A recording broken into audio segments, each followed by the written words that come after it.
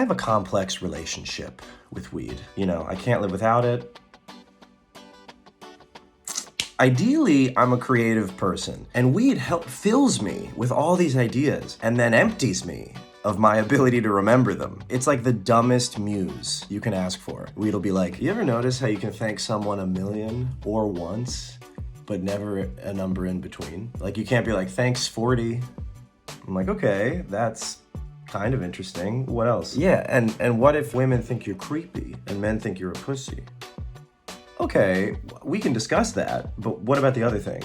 What other thing? I don't know, you said something about 1,000,000 man march? You think there are really 1,000,000 men at that march? Let's Google it. Hours later, I wake up covered in a cheese-like substance with a note that says, thanks 1,000,000 man march, wondering why no one's called to offer me a MacArthur Genius Grant. Stay off pot, kids, unless you need it to do stuff.